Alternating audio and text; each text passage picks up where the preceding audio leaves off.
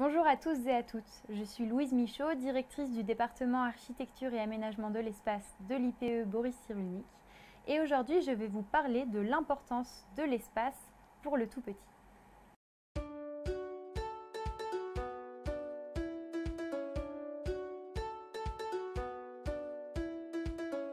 L'environnement du bébé est un thème qui interroge, qui intéresse, et nous n'avons de cesse d'insister sur l'importance de celui-ci pour le développement du tout petit.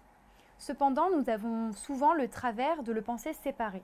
D'un côté, l'environnement, de l'autre côté, le bébé. Mais non, ça fait un tout. L'environnement du bébé fonctionne comme un écosystème où les différents paramètres sont reliés, interdépendants, et si l'on en déplace un, cela fait bouger également les autres. On peut voir cela comme un triptyque, avec en premier l'usage, qu'est-ce qu'on y fait, comment, quoi, qui, le temps et l'espace. Ainsi, l'environnement évoluera selon le nombre d'enfants accueillis, leur âge, leur singularité, mais aussi les professionnels qui y travaillent, leurs pratiques pédagogiques.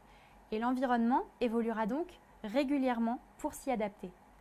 Mais intéressons-nous plus particulièrement à l'espace. L'espace est généralement vu comme un critère, comme un paramètre assez contraignant pour les professionnels. Il peut être contraignant car on est parfois dans un espace qui n'est pas pensé à la base pour être une crèche ou un lieu d'accueil et qui est donc fait de contraintes, de murs mal placés, de portes, de barrières. Il peut aussi être contraignant lorsqu'on développe un nouveau projet, contraignant d'un point de vue budgétaire, où on ne peut pas forcément faire tout ce qu'on aurait aimé, mais contraignant aussi d'un point de vue des normes sécuritaires pour assurer la sécurité de l'enfant et le bon fonctionnement de cet espace d'accueil. Et de par toutes ces contraintes, il devient généralement restreignant pour l'enfant. Et oui, car lorsque l'on pense un espace afin qu'il soit le plus sécurisé possible, on a tendance à limiter les déplacements de l'enfant. Et ainsi, l'enfant n'est plus totalement libre de ses mouvements, comme il pourrait l'être. Alors l'espace peut être contraignant, car l'enfant ne peut pas se déplacer comme il voudrait, mais le pire, c'est lorsque l'espace est neutre. Lorsque l'espace est neutre émotionnellement, l'enfant ne peut pas en tirer réellement profit. Cet environnement, cet espace, lorsqu'il sera exploré, ne lui apportera pas nécessairement, pas forcément de plaisir de l'exploration. Et là, ça devient embêtant. Ça devient embêtant car lorsque l'on n'a pas ce plaisir de la découverte, de l'exploration, eh bien, on ne peut pas maintenir la curiosité naturelle de l'enfant. Proposer un espace neutre à l'enfant peut être délétère pour son développement. Car oui, lorsque l'enfant explore, lorsqu'il s'aventure dans l'espace, lorsqu'il déambule librement et découvre, cela attise le feu de sa curiosité, une curiosité absolument précieuse et très fragile qu'il faut maintenir pour qu'il puisse apprendre tout au long de sa vie. Le bébé est naturellement assoiffé de connaissances, il est assoiffé de comprendre, assoiffé d'apprendre.